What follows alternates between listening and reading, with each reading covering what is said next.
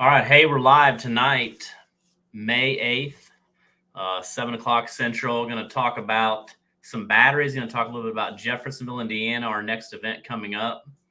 And any questions you have about batteries, we got Mr. Matt Looney on with Pro Guide. So we're excited about that. We'll wait for a few of you to jump on.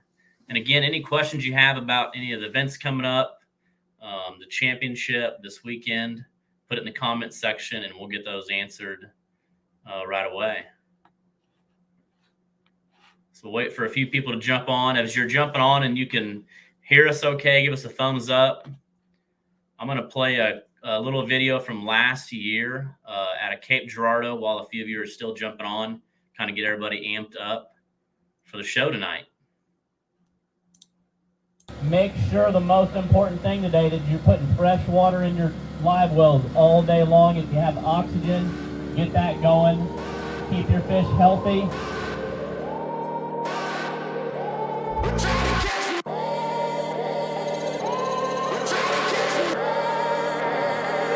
I came from the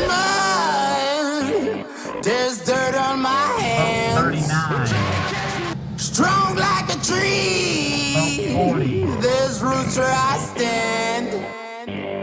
Oh, I've been running from the law. Hey everybody, we're down here in Cape Girardeau, Missouri on the mighty Mississippi River. We have over 60 teams today. That's great. This is our 5th year here in Cape. We started our first year with 24 boats and now we're well over 60 teams. That's really awesome. We're excited to be here. The city's great. There's a lot of things to do for families. And we also have some of the best fishing in the country right behind me. Try to catch me on the night tomorrow. It's right there. That might be our new big fish of the day.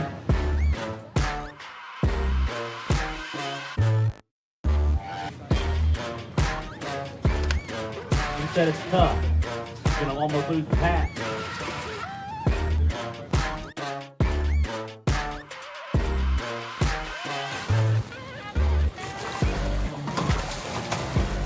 All right, big smile. Look at me.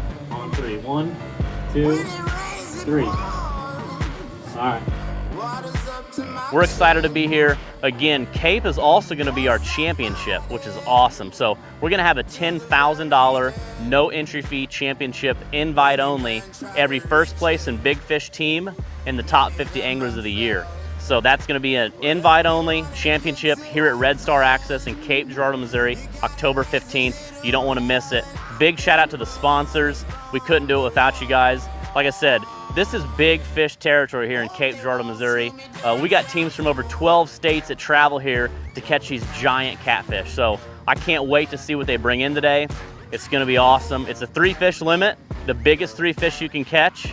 A lot of these guys have been doing it 25, 30, 40 years, so that's really cool. It's gonna be a fun day. It's hot out for sure. We wanna keep those fish good and healthy, but it's gonna be a good day. Hopefully we see a lot of big fish. There's been reports of some big fish, so I have a good feeling we're gonna see some teams that have over 100 pounds in their best 3.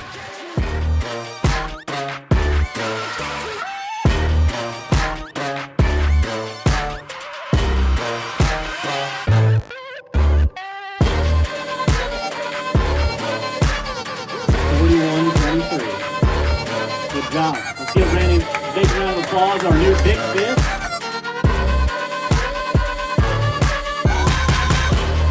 Healthy.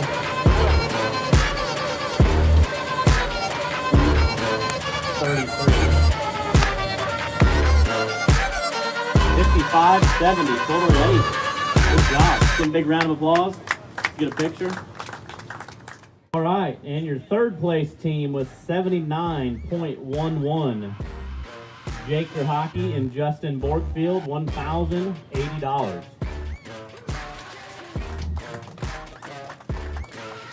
Right, and our second place team, all right, Ryan Morris and Mark Wavelt. Rusty Morris, Rob Benningfield, and Ricky Eisel. They brought a fish in maybe an hour early. Thought it was struggling. It was doing just fine. And then they weighed in some more for 112.14 for $4,000. All right, we just finally got done here in Cape Girardeau. It was a long, hot day. We had 60 boats. We had one team that catch 114 pounds in their biggest 3. Big fish was 64 pounds. Pretty good day for as hot as it was and the weather. Like I said, excited that 60 teams showed up here in the Cape Girardeau. And now we had a first place team and a big fish team, and now they're invited to Cape Girardeau October 15th. So after today, we have 2 tournaments left after our championship. September 3rd, we're going to be in Canton, Missouri, and then October 1st, we're going to be in New Madrid, Missouri. So 2 more tournaments left. Canton, Missouri is a Jack and Jill, so a man and a lady, and all your kids. It's a family event, fun event down in Canton, Missouri, and then October 1st in New Madrid. And then after that, we're going to take every first place and big fish team, take them here to Cape Girardeau October 15th for a $10,000 no entry fee championship. And again, that's because of the sponsors behind us, the sponsors that have supported Twisted Cat throughout the last 8 years. I couldn't be here without you and all the help. So again, a big shout out to anglers, sponsors, spectators, everybody that's helped this sport grow.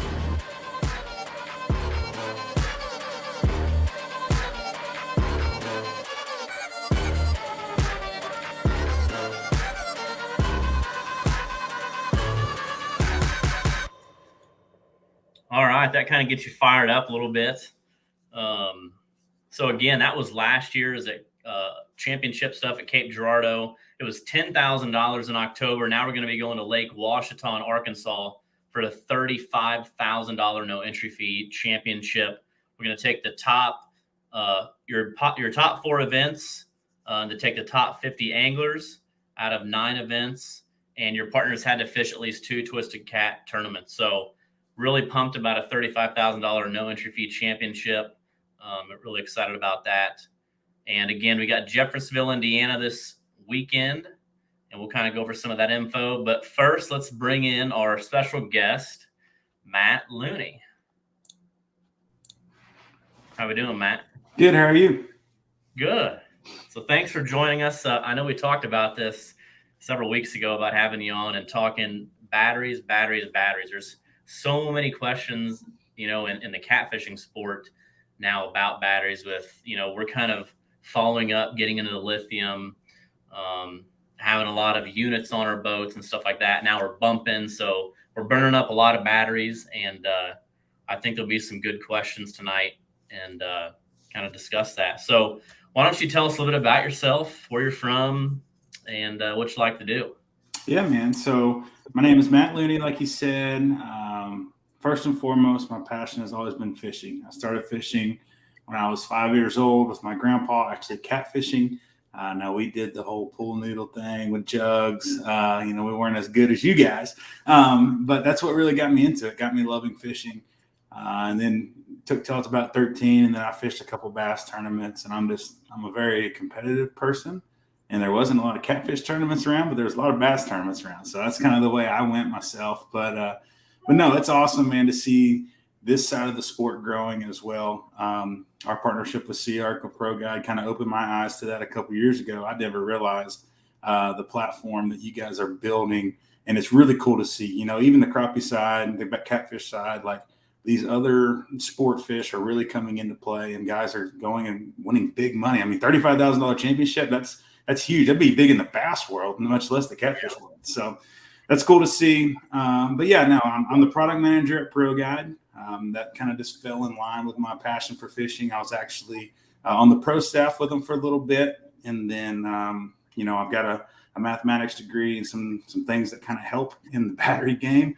And so I was able to come on as the product manager for Pro Guide, and it's been great. It's been great ever since. And we've launched a lot of new products in the past year and a half. So it's been, I've got to do several of these podcasts, which is awesome because it's questions that got to get answered. And to me, batteries cause anglers the most issues out of anything on their whole boat. And it's the thing they know the absolute least about. So it's like, if I broke off my lure every time I set the hook, I would learn how to tie a different knot. But it's like with batteries, it's kind of like, the battery's bad, and we just go on with our day. So education like this is awesome. And I'm really thankful for the opportunity to come on this podcast. Yeah, good. No, that like I said, I've had battery issues since day one. Uh, even in the pleasure boat days, even in old pontoon days out of high school, always fighting. When you have a big stereo going and you're going to the sandbar and you run it during the day, and then you got no battery and you got to jump it and all that stuff. But we've came a long ways, or batteries have came a long ways since even my short time in the boating world, and obviously probably for a long time. So. Especially with the lithium and all that good stuff.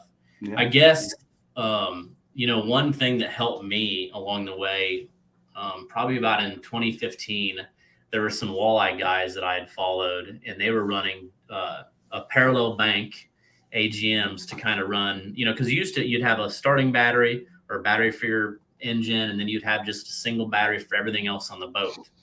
So I was always having issues doing that. So that's when I seen the walleye guys, and they were running 3 and 4 graphs, and they'd have a stereo. So I went to that parallel bank, and it was like night and day. I mean, I quit having issues, just more power. And I was running a big stereo and 3 graphs. And so that was my, kind of my like fix all when it came to that. And then I was still just running some AGMs on my trolling motor side. But actually about a year and a half ago, I think it was, I went to Lithiums, and that again was like another step up. So, and I know you just came out with some new AGMs. Yeah. Yeah, no, so that's the thing. There is a battery fit for every situation. There's some situations where a lithium, believe it or not, is probably not the best solution. And so we've worked very hard to always be innovating, always be trying to stay ahead of the curve.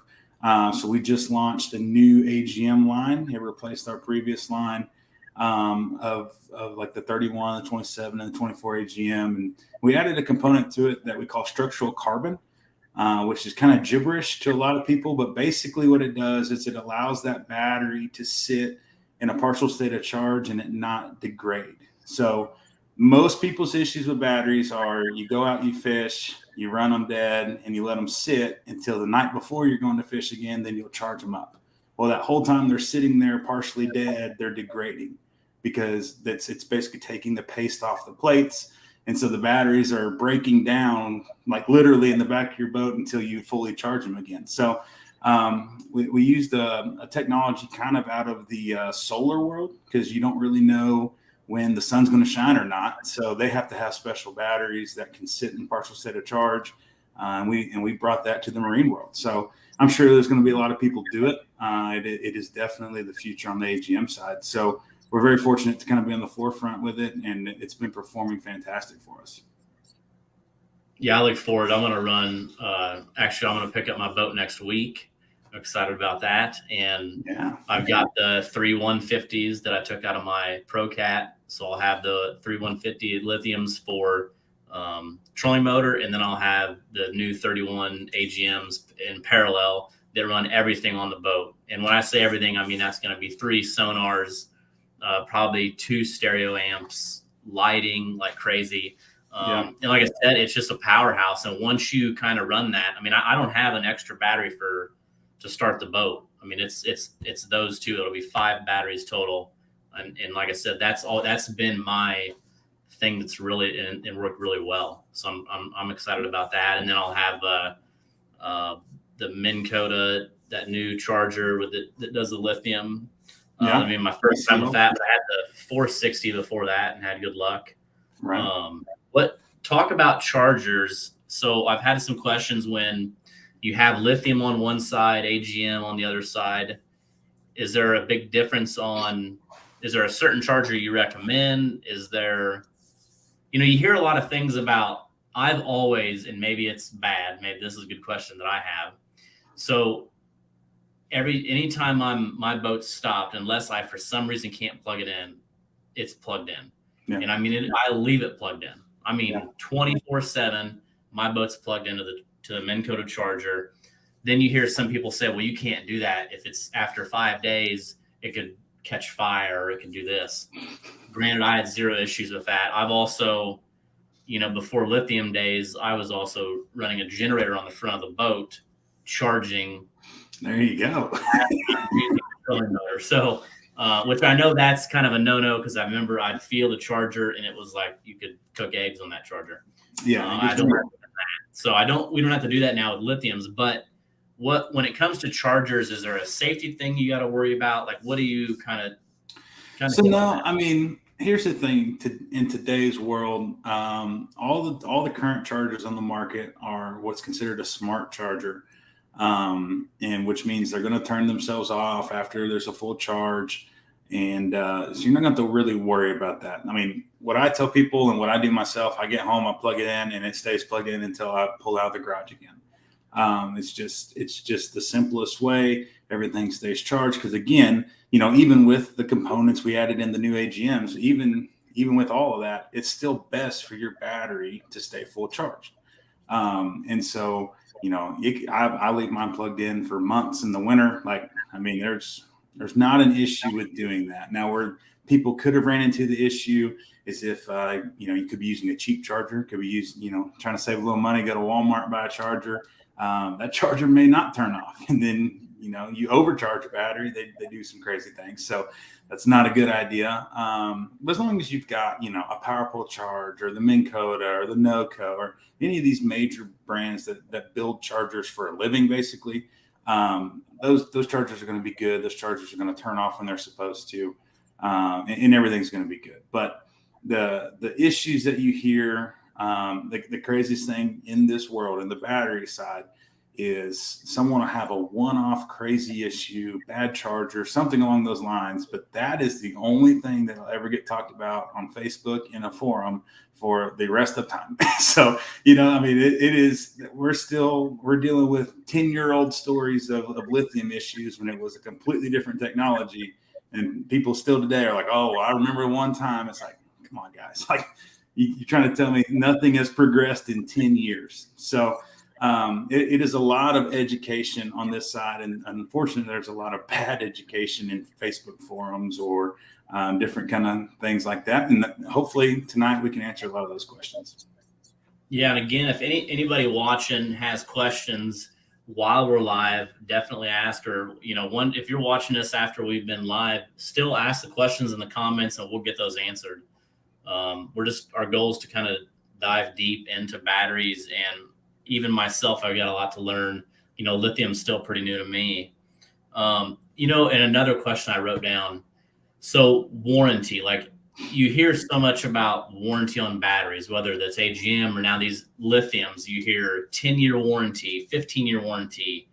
Explain, I guess, give me some ideas on what you've seen, what your warranty is, maybe how it works. So if you're going to invest in the new 150s and you're going to spend that kind of money, is that investment, how long will that last compared to like just AGMs? Because obviously the AGMs are pricey, but lithiums are much more pricey. Tell me a little bit about warranties, because I've heard some crazy stories on warranties that wasn't a warranty. And so here's the thing, and this is no shade toward any company, but the lithium world has allowed a lot of what I would call marketing companies to enter the battery world. So their battery is the same battery as something else with a different label, but they're really good at marketing. And so they've created this company, and it's great. And, they've been in business a year and a half, 2 years, and they have 10, 12, 15-year warranties. So it's kind of, that looks appetizing to the consumer, and that's why they're having so much success early. But, being in the battery world since 1980 has kind of taught us, hey, you got to watch that warranty thing, because it's going to come back to bite in the butt if you offer a no haggle, no hassle 20-year warranty or something crazy. Like, that's going to come back. With ProGuide, we actually, you're going to be the first person that I've talked about this with. So we've actually changed to a 10-year warranty. Along the lines of just really staying competitive, but we're very open about ours, where it is a 5-year free replacement. Straightforward. That is the free replacement period on what most people are considering a warranty when they think batteries. And then the following 5 years, it is a 40% off a retail if you have an issue, if we can't fix it. Now, if it's a part we can still fix, a lot of our batteries have interchangeable BMSs where we can actually work on the battery. we still fix it for free within that 10-year warranty. But if it has to be replaced after that first 5 years, it's 40% off of a new battery. So there's a lot of crazy warranties out there. And what I will say, and a lot of them, it's very hard to find, but find the fine print. It is, I would say, a 5-year free replacement is equal with the top of the warranties out there. Now the other stuff added onto the end, we honestly, we have to do that in a sense to stay in the game, because a consumer that doesn't know or isn't educated, they go in and my battery's sitting next to another battery. I've got a 5-year, they've got a 10-year. It's the same price. They're going to choose the 10-year. Well, the 10-year may only have a 3-year free replacement. So like there's all these games that we try to stay out of as long as we could, and we're having to get into it a little bit just in order to not lose that consumer to ignorance of what is happening into the industry. So. But yeah, so I mean, it's the first time talking about it, but Pro Guide, it actually be announced at ICAST, but it is going to be a 10-year warranty, 5 years free, 5 years at 40 off. That's a big deal. Yeah, well, and that's the thing. So you look at an AGM battery, our new AGM, which I would consider one of the top of the line, is very competitively priced. It's like $353, I think is what it sells for.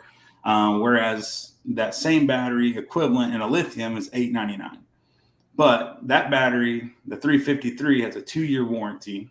And honestly, if you're using them very heavily, it's probably got a 4 or 5 year lifespan expectancy. Whereas the 10-year warranty battery has a lifespan of more than 2,500 cycles, which is 2,500 fishing trips. So if you're a guy that replaces your batteries every 2 years, 3 years, it is definitely an investment up front, but you're not going to be replacing those batteries nearly as often. I mean, if you're a guide and you do 250 days a year, you're going to get 10 years on the expectancy of that life. So it is a long time, which again is something you got to take into consideration when pricing these things, right? You're not going to have that customer for a long time. But I did see a question asked about if I expected the price to come down. And simply put, no. Raw materials are not getting any cheaper. The cost to mine them is not getting any cheaper. The country that holds all the lithium mines is not going to give us anything. So it is one of those deals where it is going to be an expensive product, unfortunately. And there are cheaper versions out there, right? And I'm not going to say there's not cheaper versions that work, but there is a lot more that goes into choosing a lithium battery than what works. The number one misconception I hear 24/7 is, well, lithium is lithium. As long as it's lithium iron phosphate, they're all the same. And that cannot be further from the truth. Everybody has a different BMS, a different cell. There's different grade cells. Someone can have the same cell as me, but it's a B grade cell, or so there's so many different components that go into these batteries. And your $350 one on Amazon will probably work for you for a year, maybe 2. But when it comes time to call for a warranty, good luck. Or, do they have a proper BMS? Do they have there's all these questions that go into it. And it is such a hard game to navigate because, again, there's so many people that have jumped into it as marketing companies and really tried to take over. But I think I compare it a lot to the cooler industry, right? You look at Yeti, at one point at ICAST, there was 10 different cooler companies that looked just like Yeti. Well, all of a sudden it's settled out and there's 3 or 4 good ones that stayed around.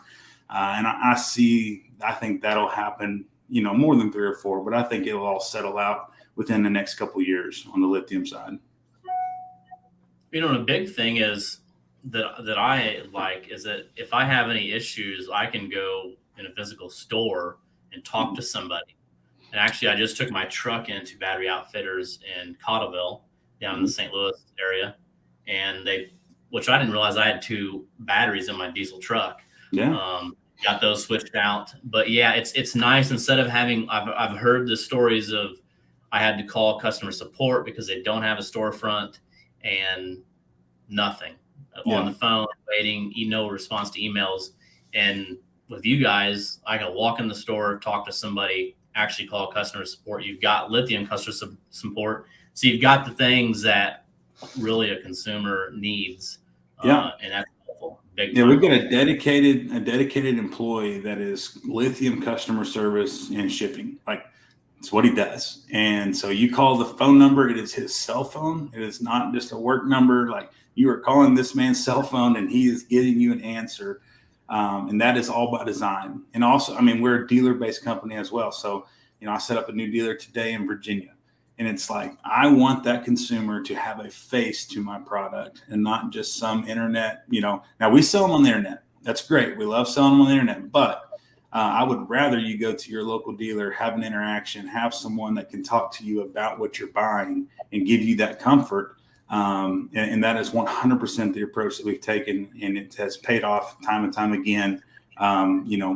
We have pros or whoever traveling to South Carolina. I had one where his charger was messed up, but everyone, it's the battery, right? It's always the battery. And so he was able to go to a dealer I had on Lake Murray, and he was able to test everything right there. So it's like, it is a whole different game than just selling online with ProGuide. Our whole goal is to have a dealer network built in your area to where you never have an issue. And if you do have an issue, you've got a face you can go see and get it fixed. Yeah, no, 100%. There's a lot of guys in the St. Louis area. That's, you got Ryan Casey, that's now big pro guide. A lot of his people that guide with him. And then, like I said, you've got that store there in Cottleville that is, they got a lot of cool things in that store too, not just batteries. Yeah. Lights, all kinds of little trinkets. I know. I mean, you go there and I promise you're going to buy something, whether it's some, we got some bright some mosquito stuff or. Yeah. I bought my mother-in-law a little thing that goes in her garage where she doesn't run into the wall anymore. So it tells her when to stop, there's all kinds of cool stuff in there. Yeah. So how many stores do you have? So we've got 8 retail locations and 2 more warehouse locations throughout Missouri, Arkansas, Oklahoma. And we're looking to grow that. We're looking to grow into Texas a little bit pretty soon. But then dealer wise, here recently we've gotten lots of dealers in the South Carolina, North Carolina, Virginia, New York. Like, we've gotten some good dealerships that are moving a lot of product and helping us a ton. Good. That's awesome. Yeah. Joe said I had a ProGuide lithium battery problem the day before a tournament, and ProGuide sent someone to the river and fixed me up. That's top service for sure. Yeah. And Pam, that is one of my next questions. So this was a big thing a couple years ago when lithium really hit the catfish world. How are they charging in cold weather? I've wanted to buy, but been told that they do not do well in cold. So I guess, are there, with different types of lithium, is there different scenarios? Because some of them read this, some of them read this. Yeah. As in catfishing, and I'm sure like in bass fishing, we have some, unless there's ice on the river, we're going to go out there and we're going to go fishing. So right. Let's tell us about cold weather, charging, running them in cold, how to do that. Is it safe? Yeah. Is it going to blow up? Right. No, deconstruct. Well, we don't use blow up, but okay. Yeah.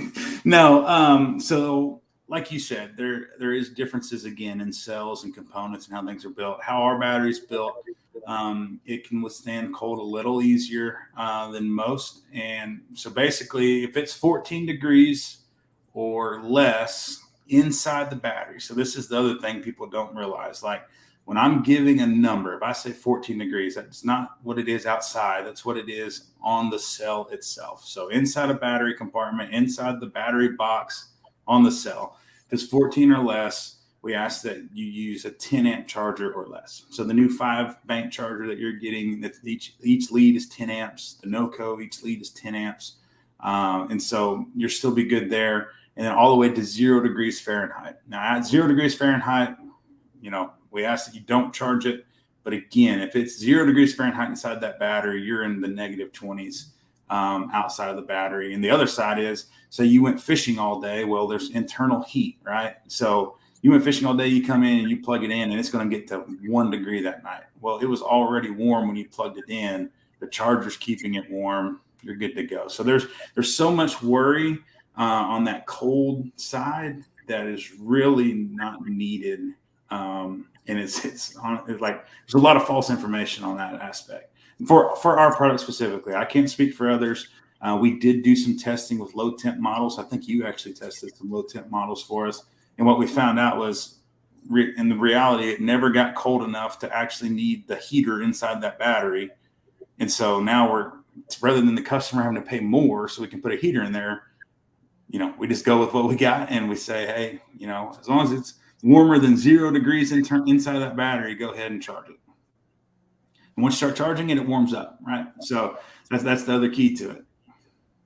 So if you come in, plug your boat in, don't ever unplug it, like we talked about earlier, then you don't have to worry about it at all. That's a great question, Pam. Yeah, I'm glad you brought that up. Yeah. That's like I said, I always leave mine plugged in. And if you're worried about it, there's like heat blankets for batteries specifically and things like that you can lay over the top of them. And they're not there's no kind of conductor inside of it, so they're not going to short or anything like that. But you can literally wrap these things in a blanket. And that's your own choice, right? I'm saying you don't necessarily need to, but hey, it's never a bad idea if you're fishing in constant cold weather. Yeah. So another thing, when I put lithiums actually in my last boat, something that I did is you guys actually had sent me the gel bottoms. So the boat before that, I remember I just had straps on my AGMs. They're heavy and you're hitting a bunch of rough water. Well, they scooted and broke my whole battery box. And then it makes sense that you put the little gel on the bottom. Is that something you recommend? That's definitely, I mean, a lot of rough water and. Yeah, it's always good to minimize the impact that they're going to take. Now they're built very rigid. There's things inside of ours specifically with the cell vault that we have in there. So there's actually a box within the box that's up off the bottom of the case to help with vibration and things. But yeah, MegaWare makes it. We sell them online. It's just a little 1/4-inch rubber mat. And that 1/4-inch rubber mat makes a world of difference when you're bouncing across Lake of the Ozarks or you're on big waves in the Mississippi River or something like that. It's going to really help those batteries take that abuse. And that is just generally speaking. Now, outside of lithium. So if you've got wet cell batteries, like, old school, just regular traditional batteries, and they start sloshing around, you can lose liquid out of the top and all kinds of crazy things. So like it just helps any kind of battery to have that vibration resistance. And then Wally said, why parallel AGM and not parallel a set of lithiums? I mean, that was kind of your choice. So a little bit of that. Suzuki is still, they won't give a straight answer. We'll put it that way. This straightforward, Mercury is the only outboard engine company that has given a straight answer with parameters on what the battery has to meet. Suzuki won't give a straight answer. Yamaha won't give a straight answer. And so for you specifically, just to avoid any potential issues or anything like that, we're just going to go with 231 AGMs. You're going to still have plenty of power. And we're not having to worry. So here's the thing. A lithium starting battery is very smart. A lithium battery in general, it's got its own brain. It's called a BMS, battery management system. So it's its own brain. And what it does is it controls voltage in or out. And it makes sure if there's a big spike or anything like that, it'll actually shut off to protect the battery. At all costs, it's going to protect itself. If it gets too hot, no matter what, it's going to protect itself. So Suzuki's have a stator in them. Sometimes they can throw out a crazy voltage. If that happens, the battery will turn itself off. If that happens, your motor turns off. So it's not a big deal to wake it back up, especially with our starting batteries. We've got what's called Pro Boost. So you hold the button down for 3 seconds, it wakes the battery right back up, and you can go on with your day. But say you're coming into a crazy corner and another boat's coming or something like that, and it turns off. Well, now you can't steer. So just until we get all the parameters we need exactly from other engine manufacturers, we're going with the AGMs on your boat. Right. No, good question. Yeah. So we talked about chargers, and then we're going to talk about trolling motors on brushless. So a lot of companies now have came out with brushless. That's also kind of another next step that's giving more power longer as it's easier, I guess, pulling juice from the batteries. Yeah, so it's a more efficient motor. So everything that we're working toward, battery wise, motor wise, like even outboard motor, everybody's working toward efficiency. So you can get the most out of it. And so when you have a brushless motor, it is not taking near as much power to run that motor. And so you're able to go longer in general. It wouldn't, no matter what battery type you're using, you're going to get more out of a brushless than a brushed motor.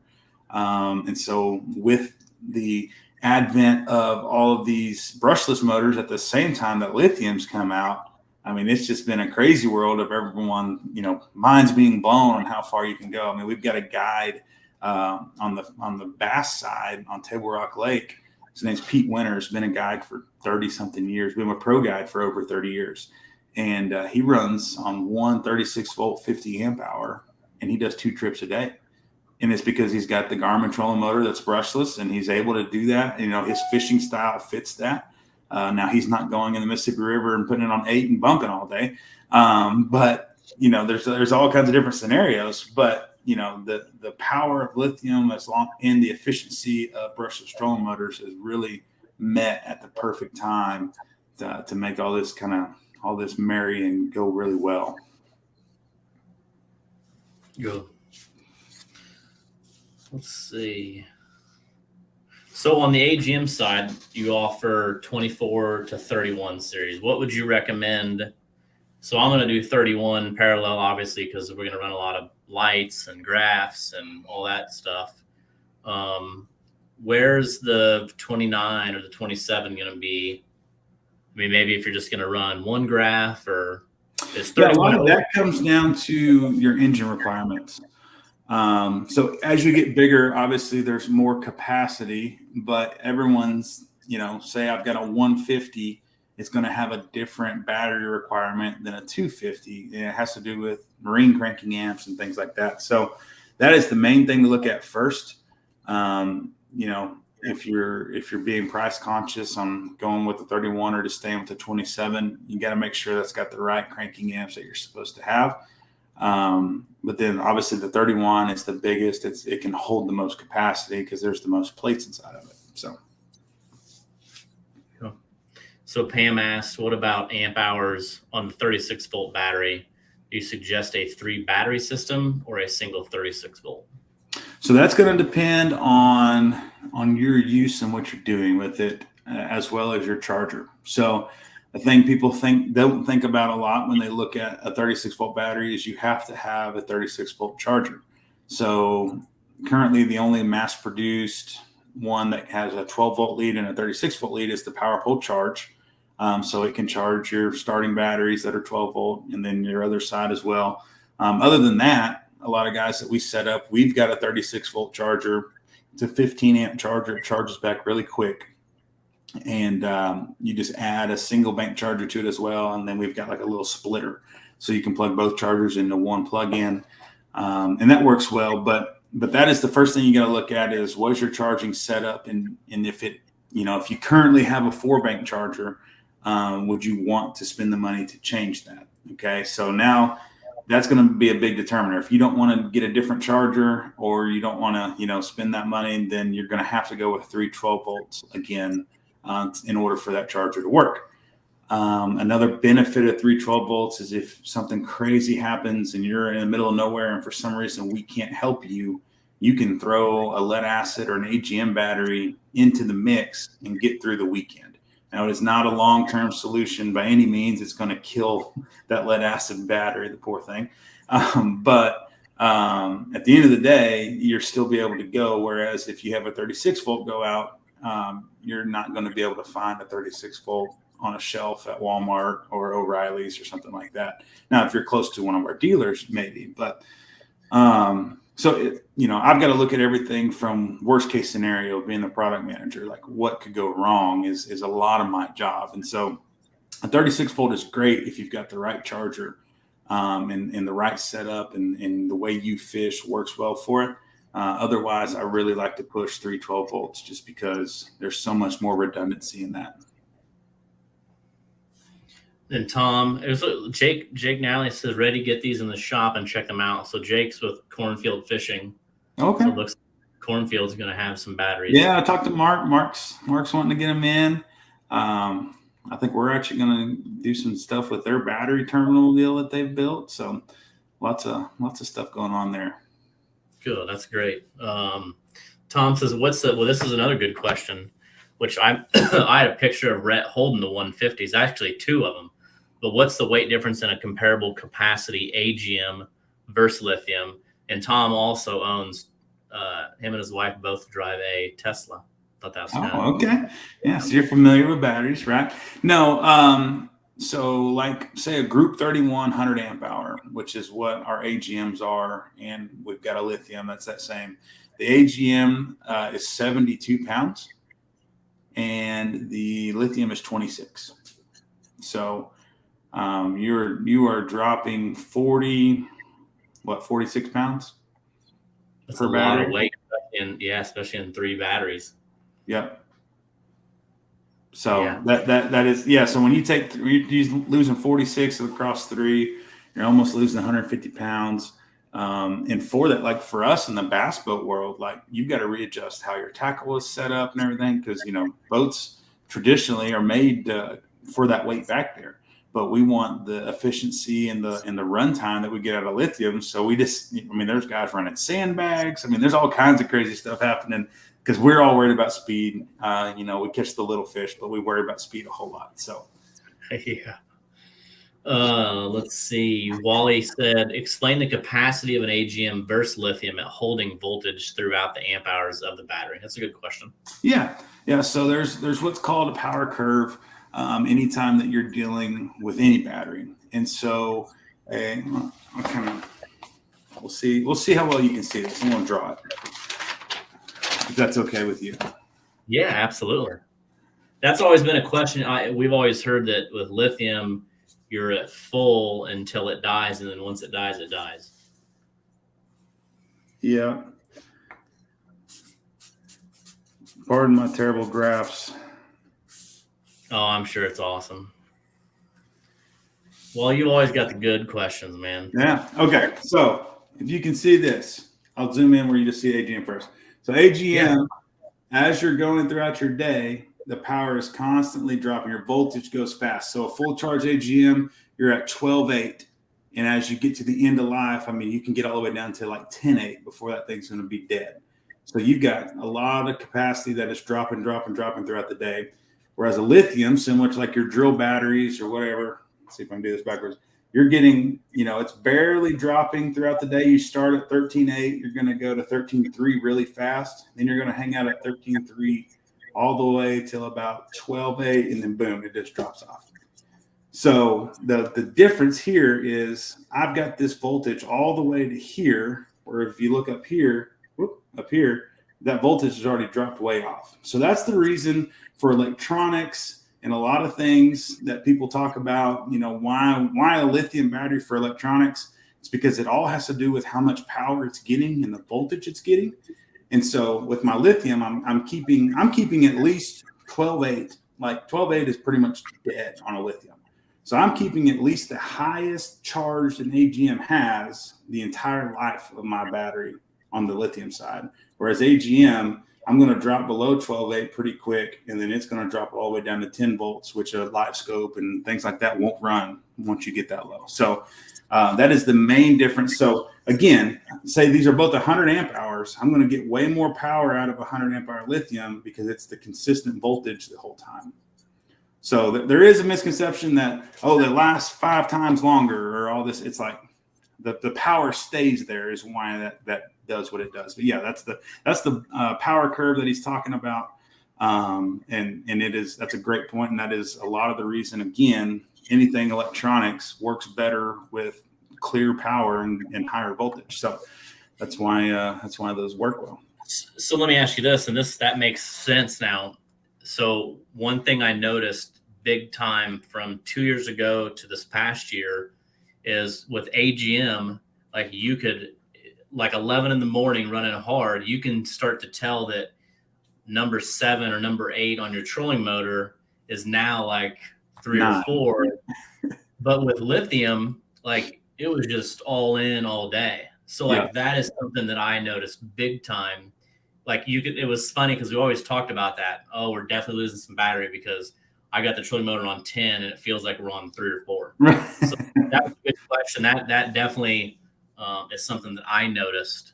Yeah, and a lot of people can relate. Like the older power tools were like a NiCad battery, like nickel cadmium, and it was very similar to lead acid, where as you would be drilling or you'd be putting a screw, and all of a sudden it just slows down and slows down and slows down. Whereas any of the new power tools, I mean, literally it goes until it stops, and it's the same technology. Yeah, that's a good one. So here's another one. You got these crazy nice graphs with live scope. And then I always hear, and maybe I should do this, but I always hear you got to run your sonars to a dedicated battery. Like, what's your thoughts on that?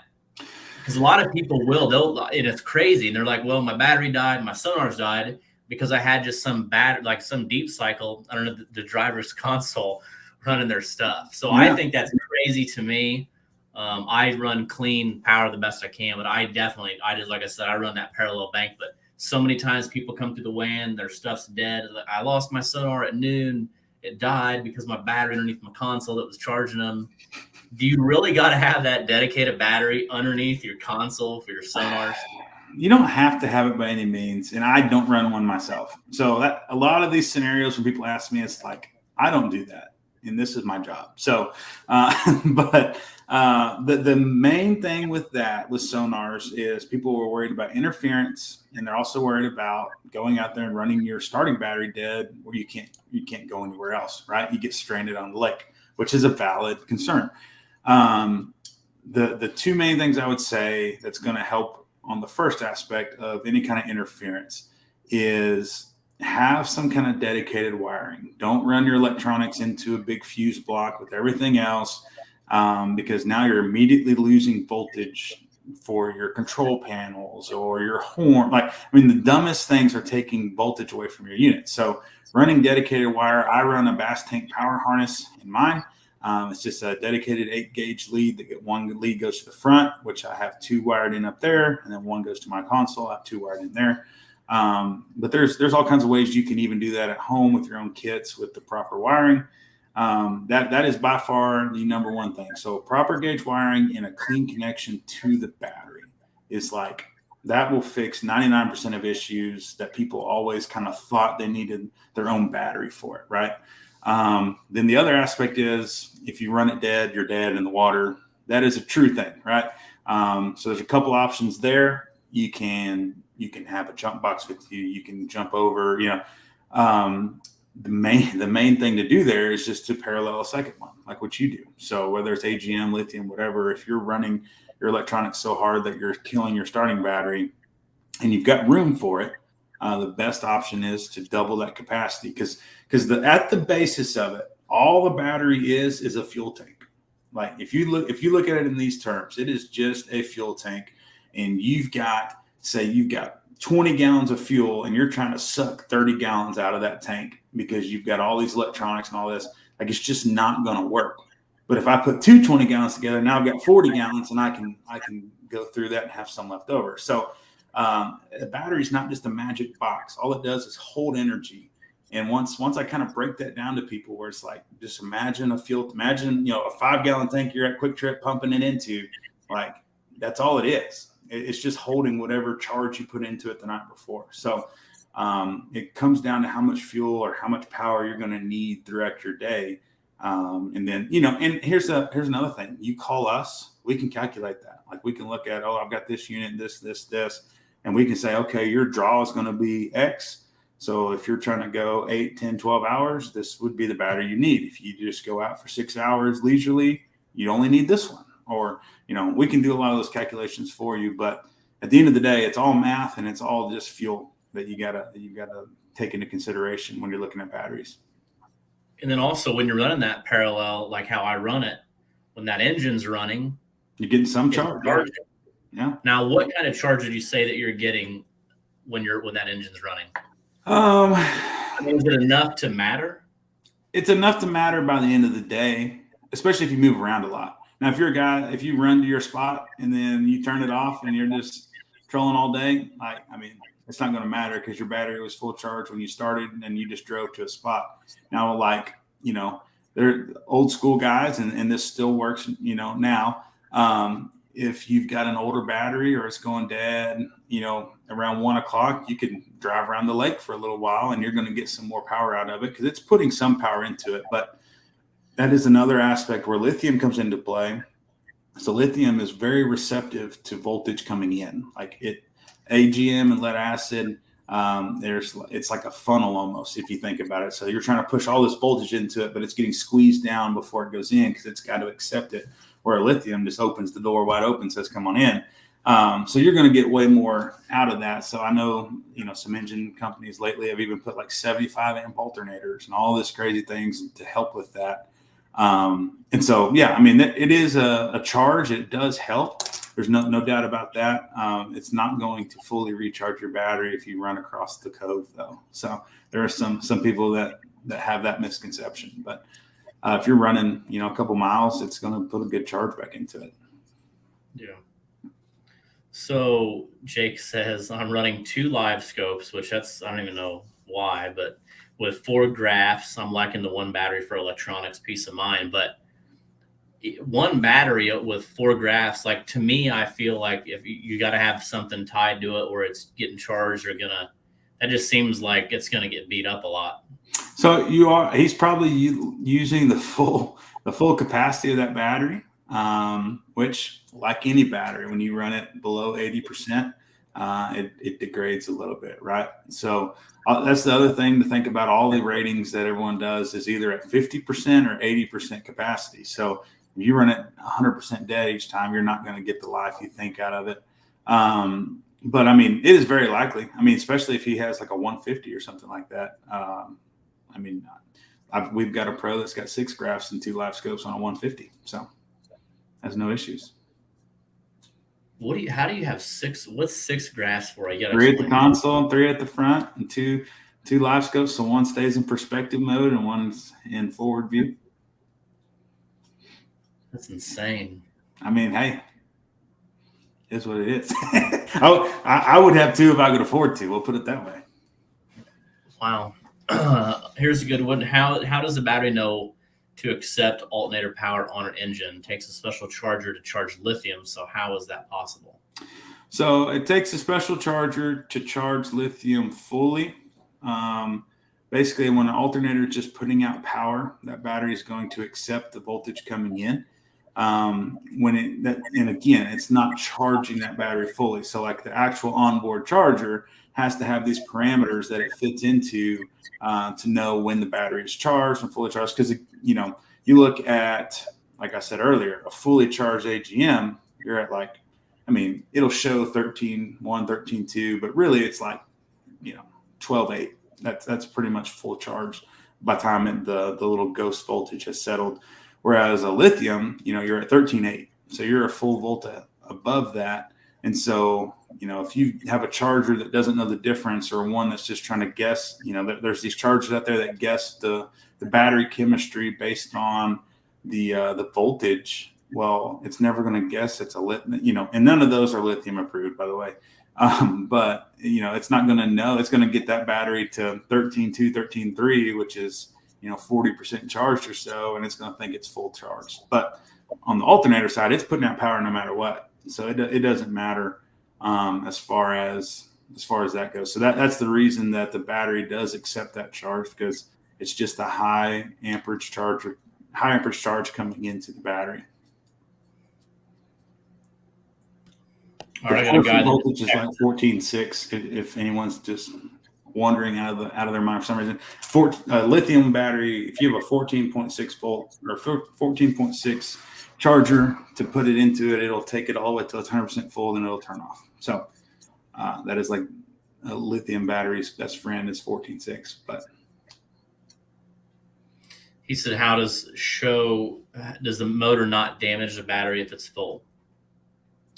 So no, that is what we talk about a little bit when it comes to that battery turning itself off. If it takes, it doesn't matter.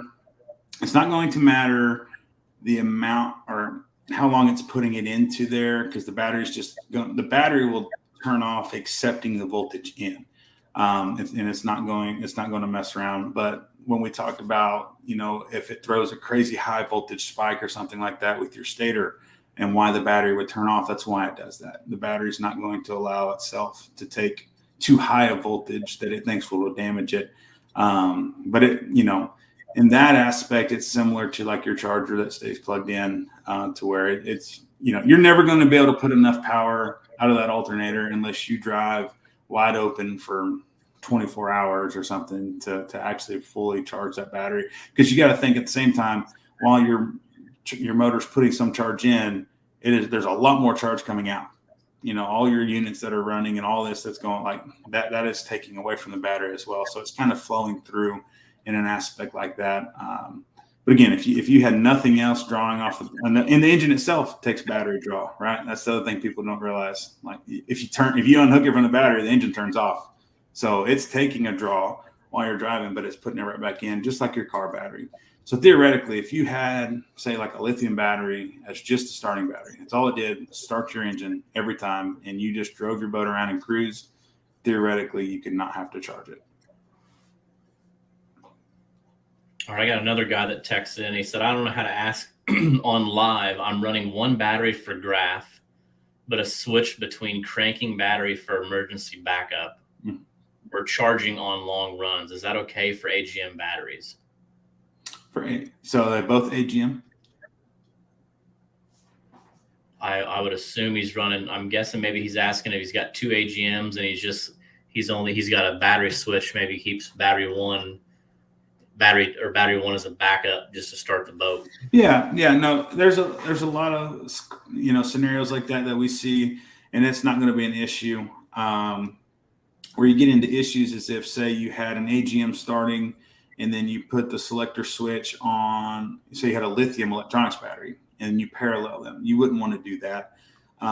So every battery chemistry, which there's three main ones in the marine world, right? There's lead acid, there's AGM, and there's lithium.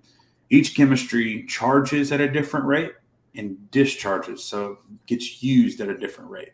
So if you were to try to parallel an AGM and a lithium, the BMS knows I need to get that battery equal to me, right? It wants to be in balance.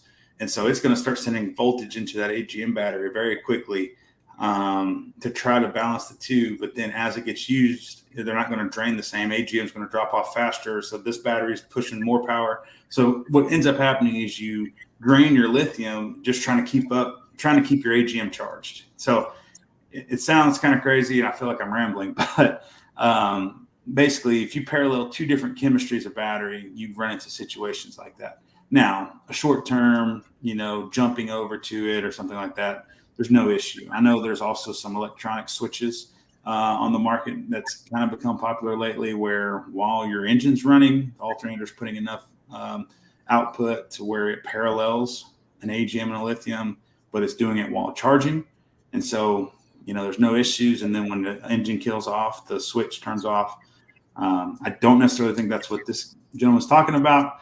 But there are some scenarios. I'm never going to be the guy to say never. There's some scenarios where it could work in that aspect, but just actually positive to positive, negative, negative, paralleling two different chemistries of battery is never a good idea. Even if it's AGM and lead acid, it's just not a good idea. So on the AGM that I'm going to parallel, what I had in my last boat is I had two blocks on the wall. So I had the batteries running parallel, which positive to positive, negative to negative. And then I had a positive from one battery.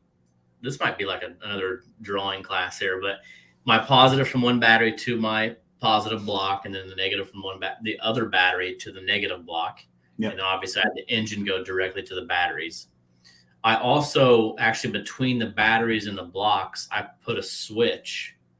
So even whether I was charging or if I was going to go on a long run and have to drive 12 hours and maybe I didn't know have a charger, um, with all this stuff you have going on, like I had talons, and I remember when I got my enclosure put on, I took it. I didn't have it, wasn't charging, and I didn't have that on off switch. When I went back a week later to get my boat, batteries were dead. So like the talons, I guess, have a slow draw. I think they call that like a vampire draw. So a lot of times it's called a parasitic draw, but yeah. So you probably recommend to always have a switch to shut batteries off in that scenario? Yeah, I mean, first it's funny because I've got like this routine that I've built into my day, right? First thing I do when I get off the water, I put all the motor clips onto everything, and then I go in there and I turn the batteries off. And I actually turn the fuse off to my trolling motor as well, just because a parasitic draw, a slow, small draw like that will actually damage a battery more than if you just like left your electronics on. Like that would be a better scenario than your talons running your battery dead. You're breaking that battery down, and worse by doing that. So battery switches are great, 100%. You should have them no matter, because I mean engines have live wires and different things that keep pulling power. Now they're directly connected to the battery, right? So they're not on a switch, but they're already going to have some kind of slow draw. The craziest thing, we actually saw a scenario where there's a company called Delta Volt that makes a little basically battery charge indicator. So it's got the trolling side and the starting side, and it's got red, yellow, green, let you know if your batteries are charged. Well, that little bitty dial would actually kill batteries because it was just a slow draw telling you what the charge was. And if you weren't keeping, now this is if you weren't keeping them charged, but so something you got to realize too with us at ProGuide, just like at Sea Arc and some different companies, we go in at the factory level. Well, that battery goes into the boat. The boat sits on the lot for a few weeks, gets covered by the white wrap. Then it goes on a semi and goes and maybe it takes them a week to get to California or wherever they're going. Then it sits on the dealer lot for 3 weeks, or there's all these scenarios, and so it's like that little bitty deal actually sits there and kills the battery. And then I have to warranty a battery over a little $5 part that tells you if your battery's charged or not. So, I mean, any kind of parasitic draw is not good. So switches are good. So would you, in my scenario, would you do the engine have to go directly to the batteries, or can it go to that block also? I would put it directly to the battery. You want it to have the cleanest source. Because on my last, here's the other thing. I mean, switches can fail, fuses can fail, breakers can fail. So if you put it directly to the battery, you're not ever going to have any kind of power failure to it. And again, the alternator is going to be sending voltage back into it as well. So, go. Aaron's got a good question. Actually, I'm sure this has happened or probably will happen someday. But can I jump? Let's say that he's got his 36 volt trolling motor lithiums, and then his AGMs die. Can't start his boat. I guess I'm sure he's asking, can he charge? Can he jump it? Yeah, so that is different based on each company. Now with ProGuide, yes, we specifically so the thing you'll kind of learn on our 12 volt line. Now, if it's a 36 volt battery, no, you can't put a 36 volt battery to a 12 volt battery. You'll have all kinds of catastrophe. You don't want to do that. You'll mess all your stuff up on your engine. But if it's a 12 volt lithium to a 12 volt lead acid, yeah, that'll be fine. You can, like I was saying, you can parallel them, put them in series or whatever for short term, and all it's going to do is kill the lead acid battery. But say it's just a short term jumping, there's not going to be any issue there. But yeah, no, it is a good solution on my boat. I actually have a Perco switch that's got 1, 2, or all. When I put it on all, it connects to the first battery in my battery bank and parallels it to the starting battery so I can jump. Now that worked until now that I run 36 volts, but now we're getting in the weeds a little bit. But short answer, yes, you can jump off of ours. Our batteries are a marine minded battery. So they're not great for other applications. Like, so for instance, solar batteries, they have a much lower tolerance because they'll put 4 of those things in parallel and then series them to another group of 4 and like all kinds of crazy stuff. But ours, you can't do all that, but they've got enough pulse amp draw that you can jump directly off of your trolling battery if you wanted to as well, rather than have to jump over to the lead acid. So, but no, it's not going to hurt short term to jump. That's a good question, Aaron. I like how you smile like you shouldn't have had a good question. Is there anything else you'd like to add when it comes to batteries? Any questions or things that you've seen that would be good to kind of cover? Man, we could be here for 2 hours if it was things I've seen. No, I mean, like I think I've talked about most of the misconceptions and most of the things that I see. My main thing is keep your batteries charged. And if you don't know, don't go to the internet. Give a company a call. You know, like, I mean, that's because you can go on the internet and find whatever you're arguing for. You can find someone that agrees, and you can find the exact same thing someone disagrees. And so talk to people that are in the industry. And, you know, that's not just Pro Guy. That, you know, call any battery company and talk to them through their solutions rather than just kind of read forums. Yeah, no, that's great. So another question. So you, was that last year that you fished? We did a catfish and bass deal. Yeah. That was in Pine Bluff, Arkansas. And then you won that tournament, actually destroyed at that tournament. Yeah. Had a crazy weigh-in. That was fun. That's probably the first time you've seen the catfishing side of the tournament stuff. Yeah, no, and it blew my mind because again, I didn't realize it was as big as it is, and that was just a little local derby, you know. So it's like, it's so cool. It's so cool to me. And what's really funny on that tournament specifically, I was off of a bluff end and messing with what I thought was, I didn't know what it was. It's just really big fish on live scope, and I finally caught it, and it was like a 12-pound catfish, and I'm like, dang, I should be in the catfish side. But no, so I'm interested to see how technology could affect your guys' side of the industry as well.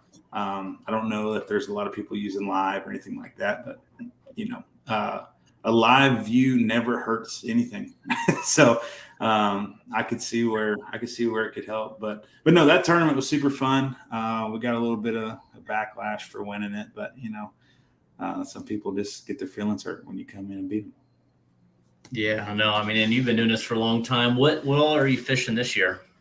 So this year I fished the NPFL, the National Professional Fishing League. We fished 2 events so far. Have not had a good showing at all this year so far, but we're about to head to Santee Cooper in a couple weeks, and there's 2 lakes, Lake Marion and another lake right there beside each other in Santee, South Carolina.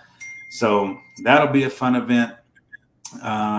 But just a lot of travel, you know. The beauty of my job is I get to travel and see all these dealerships and all the manufacturers, but the downside of my job is I have to travel and see all these dealerships. But no, it's fun. I've got a little 10-month-old girl. That makes it a lot harder to travel. Something I never realized until you had her, right? Like, yeah. I love to travel. I love being gone. I love my wife a whole lot, but I didn't mind leaving for a week or 2 weeks and, you know, coming back. And it's like now I'm gone for 8 hours, and it's like I'm FaceTiming her because I miss my little girl. But no, it's fun. I'm very thankful for my job allowing me to be able to do both. It fits right into the product development aspect to be out there on tour as well. Plus I get to go see a lot of cool places with a lot of dealerships that need to sell Pro Guide. So it's good. I'm very thankful for the opportunities that I've had and opportunities coming for me. Yeah, it seems like a lot of people, Bluff City Outdoors just picked up your line, and a lot of actually Dave's Marine up north of me. A lot of people are picking up the batteries, and Lithium's kind of taking off and stuff. And it's like I said, I think we had this talk 2 years ago that we're just about there. And now, now that people are asking questions, but it's the questions like they don't know. They hear the crazy, anything under 30 degrees are going to catch fire and stuff like that. So it's cool to get that stuff. Right. That's another, we didn't cover that. Wally said, do they have Bluetooth as well? So yes and no. Some of the models have it. The 150, which is what you guys use the most of, is what I've seen, at least in the guys that bump. They do have Bluetooth, and it's a cool app. It actually helps us a ton too. Say you do have an issue, the first thing Nick's going to ask you is to pull up the app, because it tells you millivoltage of each cell and all kinds of cool stuff. But so the 150s do, and the 36 and the 24 volt. Yep, that's the app right there. And then our starting battery. So any of them that have the button on top, they do not have Bluetooth. So another little nugget into why it's a little different is we actually have a mechanical BMS in those batteries, like in the starting battery and in the 12 volt line, to where it's not a software BMS. So much less issues, much less failures in a mechanical BMS. It's kind of old school and a new school application, to where it's going to reset itself and everything's going to be great every time. But the downside is you don't get Bluetooth with it. So a few of our lines we brought in, especially the 150s for the catfishing side and the bow fishing side. Bow fishing guys love the 150s as well. The big thing that they wanted was Bluetooth. So we actually put a different BMS in that battery, and we're able to have Bluetooth in the 36 volt, the 24 volt, the 150, and then all the little small ones like for kayak use, because again, that market really, really wanted Bluetooth. So we were able to do that. We're hoping to figure out a way. We're testing some stuff, working on getting Bluetooth on the mechanical BMS as well. But for the time being, it's just going to be the 150s and the 36 volts that you guys use would have Bluetooth. Yeah, that's a good question. But yeah, I got the app. That's what I used last year. A lot of us actually, the pro staff on Sea Arc, all have the pro guides. And like I said, Ryan Casey's running it. All had great luck with it. But yeah, no, the 150s have been really awesome. Yeah. 150 in there. Yeah, Wally, that's what you need to get, because bumping season is upon us. I just actually fished a tournament on the Missouri River, which was always ripping current this past weekend. Big fish of the tournament. Unfortunately, it was not me. The big fish was 108 pounds. Dang. Total 5 fish limit. It was 244 pounds and 5. You catch way bigger fish than I catch. Yeah, I know. We caught actually Spencer. I was in a boat of 3 of us, and then he caught 64 in like the last, 15 minutes we were bumping. So it's pretty exciting, but a lot of crazy weights. One of the craziest tournaments I've seen for weights, but the water temp was just perfect to start that bumping, and the fish are extremely active. And yeah, so it was a fun event. So just one last question to have that we can get off, because we've already gone here an hour and 15 minutes. But so I just went up, or Twisted Cat just went up to a $300 entry from $200, but it's 106% payback, so it's great. And now with the bass guy on here, and you fish in the National Professional Fishing League, so if you fish Twisted Cat, it's $300 a tournament. What are you paying for an entry fee when you go to Santee Cooper? Yeah, so we pay $5,200 per event. $5,200. Wow. Yeah, we're fishing for $100,000 in every event, though. Now, I'm not going to defend it. I wish it wasn't that much, but that is what it is. All of the top level leagues are at least $5,000. There was one league that tried to go entry fee free, because truthfully, this could be an argument, especially on this podcast, but the bass fishermen feel like we're professional athletes. We shouldn't have to pay to play. But there's just not enough money in the sport, even on the bass side, right? There's not enough sponsors. It's not NASCAR. It's not football. There's not enough money in the sport for us to not have to pay to make it go. And so even, like I said, Bassmaster Elite Series, the top level, those guys are paying $5,000 an event as well. And so, it's kind of a weird sport in the aspect of you work your way all the way to the top and you're paying the most you've ever paid in your life versus I could fish here regionally and fish $250 tournaments. But again, then I'm fishing for $5-6 grand versus fishing for $100 grand. So it's definitely a gamble, but it's expensive. So you just need to bump Twisted Cat up to 5,500. You guys catch way more fish anyway, way bigger fish. So bump it up and give away $100 grand. Yeah. Hey, we'll get there. I mean, how cool. I mean, would you have ever thought catfishing would have a championship for $35,000 and a no entry fee? And that's just first place?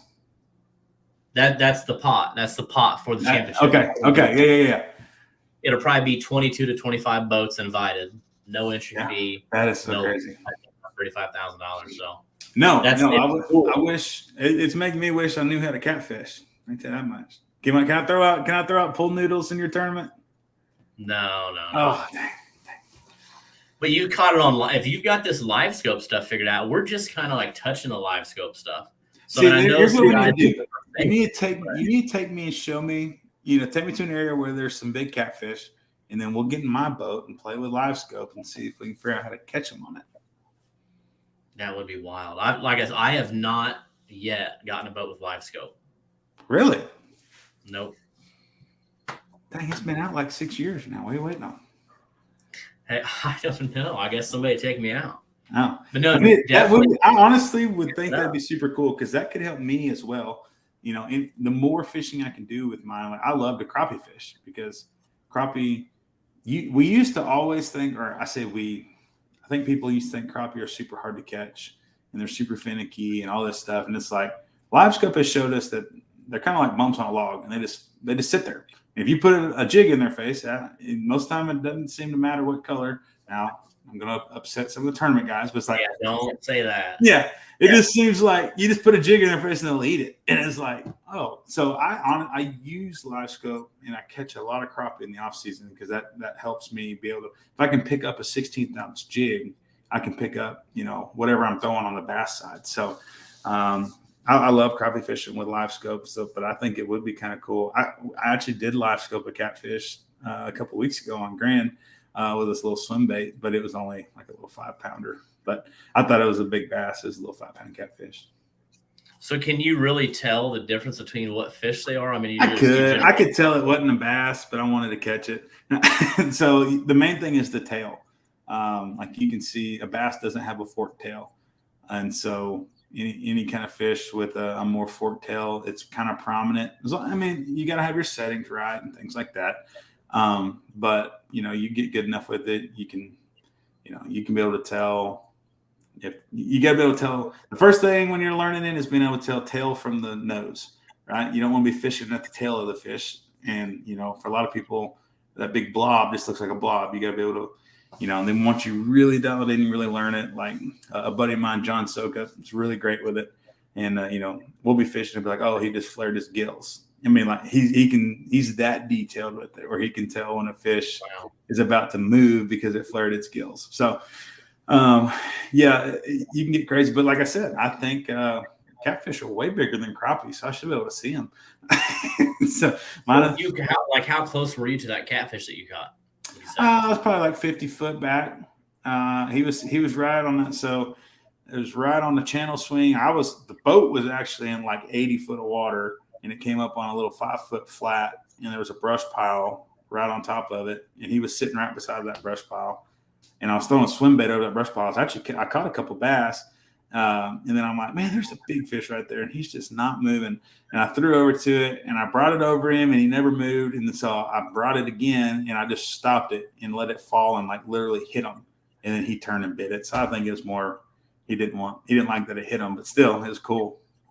Wow, that's crazy. Yeah, I don't know that we're there. I mean, maybe there's some people talking about it. You know what I mean? Some of our techniques are different, but obviously, if you can catch them with a bass lure like that, then I think that there's probably some people that are starting to dial in on that, and I think that'll be a big difference. Yeah, we need to go out there. I'm ready, man. I'm ready. Maybe I'll have to get live scope on my boat then. Might as well. Hey, get live scope. You can put it on one of those poles, right? So you can keep your trolling motor. That's the one big difference I feel like in bass fishing is ours stays on our trolling motor most of the time. Some people run like a turret or something like that. To me, it's too much trying to move my foot around. I want to just keep it on the trolling motor pedal. But a lot of the crappie guys, and I'm assuming if the catfish guys start to adopt it, we'll kind of use that pole. But one real quick, I sat there, I saw a question. So the 150, you can jump start off a 150, but it is not an approved starting battery, if that makes sense. So it's got enough pulse amps to where Wally, where you can jump start, but you don't want to leave it full time. Now, that is the official answer. Is there people doing it? Yes. Act at your own will. But my official answer is the starting battery is the starting battery, and that's what you need to stick with. Well, man, you've brought a lot of good info. I'm excited. Like I said, to get my boat next week, get the batteries in it, get everything dialed in, and go out there and go fishing. We're going to have to definitely get together soon. And when are you leaving for Santee Cooper? So I'll actually leave a week from today. Because I'll go through. I got to go see a couple different boat dealers or boat manufacturers in Tennessee, and then I'll move on to Santee Cooper. I have a charity tournament. If anybody on here likes to bass fish, there's a charity tournament this Saturday on Table Rock. There's still a few places or a few entries left. It's $200 per team, and the first place is a BC 210. So, BC 210 with the Yamaha 250 on it. And first place prize, not too bad. We capped it at 100 boats, so you get a 1 in 100 chance. Second place is $5,000. Third place is like 2,500 guaranteed. But obviously, everyone's going for the boat. So if there is anybody on here, or any bass fishermen, like I said, we got a few spots left. It's called Sappin' Bass. And we'd love to have you guys on there. Yeah, that's at Table Rock, like I said. And if you're watching this, it's already been live. Ask the questions in the comments. We'll get those answered. Pam said, I've already registered online for this Saturday. Do I need to see y'all at 5, or can we just go straight to the ramp and launch? Yeah, Pam, we will still check you at 5. So everybody Saturday morning, we'll check the first boat at 5. And once we check it, you're good to go to put in either at Duffy's right there or New Albany. Table Rock has good smallies.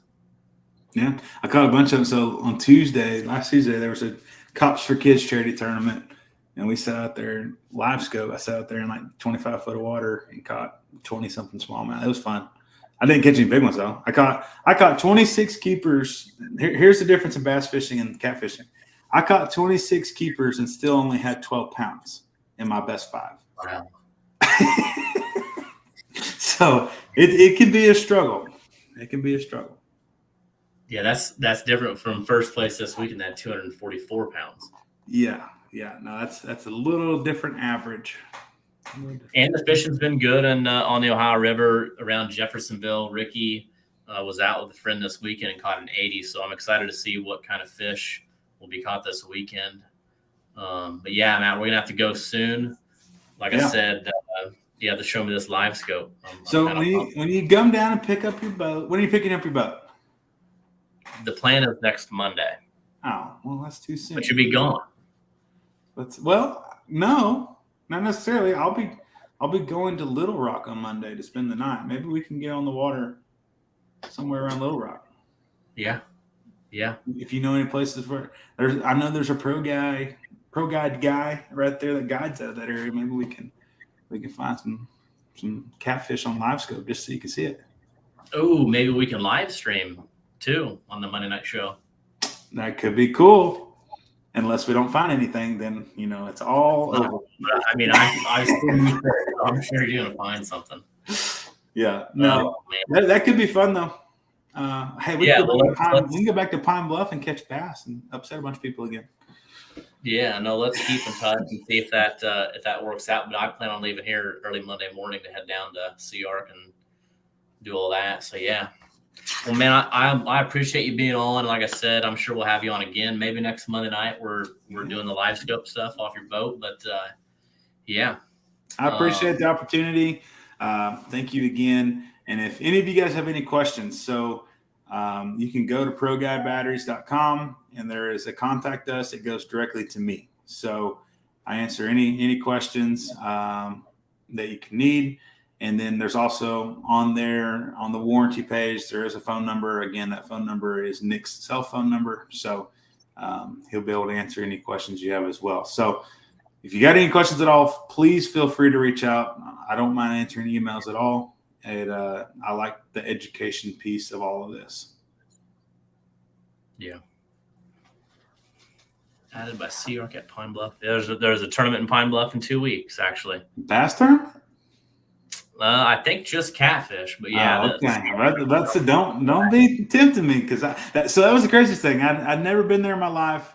I got there the day before and fished until like noon, and I saw you and Steve showing up with a trailer.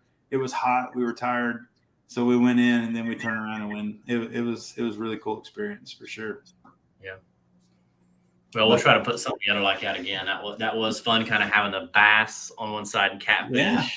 Everybody weighing together. I thought it was super cool. The putting the fish in the tub was different for us. Like we put our fish in like a bag and roll them up and put them on the scale. So that was the only thing that like threw me for a loop. I was like, oh, but yeah, that's so weird how you guys do that. Like I watch a lot of bass stuff just to learn from other tournament directors and stuff, and I don't understand. Like you put the fish in a bag, but maybe it still has like every ounce counts definitely in your sport. Yeah. So like, what if there's a little bit of water in this bag, or is that, I don't know, that's that's crazy. The whole key. You got to get on stage fast where your water doesn't all drip out. And the good weighmasters sit there and kind of like shake the bag, and then you get all mad. But no, for real, like there's people that'll run onto the stage because they don't want to lose any water weight. But at the same time, I'll have a fish spit up 3 dead crawfish in my live well, and it's like, dang, I just lost several ounces for that, And I mean, I think there's probably way less room for error on the bass side because all the weights are way closer. Now, obviously, if you lose a big catfish or something like that, but it's like, if a catfish spits up a shad, it probably doesn't. It's not the end of the day. Whereas a bass spits up. Well, yeah, unless it's like a channel cat tournament, you know what I mean? We're down to, we've had some crazy weights there. Oh, really? Okay. When it comes to blue cat, for the most part, it's, I mean, look at last weekend. I mean, which was insane. First to second place was like 100 pounds. Yeah. That's great. Well, and so one more, and then I'll jump off here, I swear. You guys, I don't know, you keep talking about last weekend and how good the fishing was. It must have just been good in general. So I don't know if you saw, but on Lake Okeechobee, which is in Florida, a huge bass fishing destination, right? There were 20 bags over 30 pounds for your best 5. And it's like, wow. It's never been done ever. Scott Martin, who's a good friend, he had 29.66 and he got 23rd place. Like most times you win with 20, like you win with 20 pounds, but 29 pounds, like that's crazy. And he got 23rd. So there was something going on last weekend, it seems like, in all the fish. Well, that's true. Like I said, this weight, I mean, it'll be tough to ever get beat. Yeah. I mean, or this tournament. It was 41 boats, but it was just like a lot of PBs are broken. And I mean, like I said, we had 64 pounds and got 8th place. Dang. So we got beat by a lot. I wish you could catch some more fish. But... Yeah. Me too. Well, again, thank you so much for the opportunity. It appears to be getting dark outside, and I didn't turn my light on, I guess. So I'm fading out of here. But anyway, thank you so much again. If you guys have questions, please reach out, and I appreciate everything. Yeah. All right, Matt. Well, we'll be in touch, and have a good rest of your evening, buddy. I'll do it. Thank you. All right. See you. Okay, so a big shout out and thanks to Matt. Again, if you have any questions about this weekend's event, Jeffersonville, Indiana, that's coming up. Let's add this here and kind of talk about this for a quick second. I know some people are asking. So again, the championship that's coming in October, $35,000 no entry fee. How we're doing that, and this is the best way to kind of show you, is we're going to take each angler's best 4 events. So if you look right now on the current point standings, 580, 570, 570, those are their best 3, obviously, because there's only been 3 events. So after this weekend, this will be number 4. So when Cape comes around as the 5th event, we're going to start dropping your worst event and taking your best 4. So once New Madrid is done and we have all 9 events calculated, we're going to take your best 4. So you can drop, if you fish only 6, then you can only drop 2. If you fish 9, you can drop 5, etc. And like I said, we're going to take the best 4. If you qualify in that top 50, you are able to still fish, but your partner has had to fish at least 2 Twisted Cat tournaments. So if you qualify and you want to take somebody that hadn't fished 2 tournaments, you're not going to be able to. So make sure as you're getting closer in the points that you're fishing with some partners that want to fish with you. And again, on the points, we'll have some goodies for the points winners. We're going to take your top 4, just like it is, to get in, plus the championship will count also. So really excited about that. Hopefully that answers some points questions. The host hotel this weekend is the Quality Inn in Jeffersonville.